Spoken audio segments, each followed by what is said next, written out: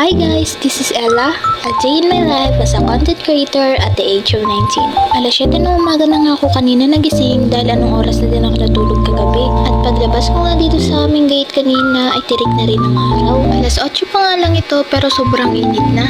Pero sabi nga sa balita kagabi magiging mainit talaga ang panahon ngayong araw.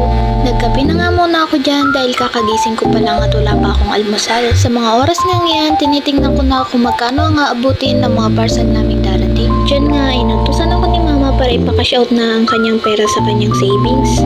Syempre, bago ako lumabas, nagsuklay na muna ako. Pasensya na guys, dahil ganyan talaga ang mukhang yan. Wala na yan igaganda.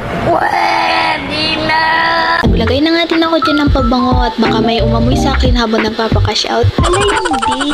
Pagkatapos ko nga dyan magayos, ay ready to go na ako.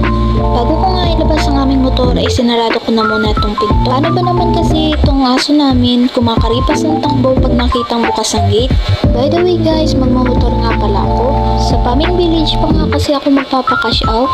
Walking distance lang naman siya pero mas mapapadali kung magmamotor ako.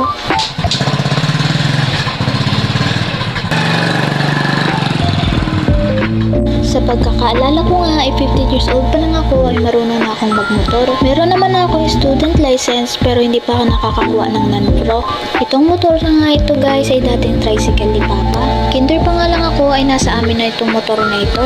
Ito na nga rin yung ginawa kong service sa school simula nung grade 10 ako. Kaya okay na din na natuto ako mag-drive para hindi na abala si Papa maghatid sa amin sa school. Dito nga guys ay nakarating na ako sa pakash outan. Todo aura pa nga ako dyan pero nakalimutan ko palang i-save yung reference number nung ipapakash out ko. Kaya ang nangyari ay bumalik muna ako sa bahay para i-save yung reference number. At tignan nyo naman kung gaano nga kainit dito. Natatawa nga ako dyan kay Casper, paano ba naman umakyat pa sa bangko para lang tignan ako. Agad na nga din ako bumalik sa pakash outan nung nasave ko na yung reference number. Nahihiya nga ako humarap sa camera pero para sa vlog na to, sige warabets. Nang makuha ko na nga yung pinakash out ko dyan ay umuwi na ako. Bumili na nga muna pala ako dyan ng munggo para sa aming tanghalian. Pakauwi ko nga ay sinalang ko na yung munggo para lumambot na. Maya-maya nga ay tinawag ako ni mama para magpatulong ipasok ko itong lagay ng mga sapatos. Sabi niya nga dyan ay, anak kong maganda, tulungan mo naman ako. Charot!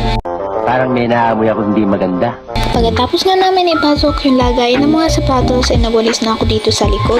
Nilinisan ko na nga rin dito yung dapog namin. Dito na nga kami nagluluto kapag nauubusan kami ng gasol. Maigi na nga yung may option B kayo na paglulutuan kapag nauubusan kayo ng gasol. Dahil sa hirap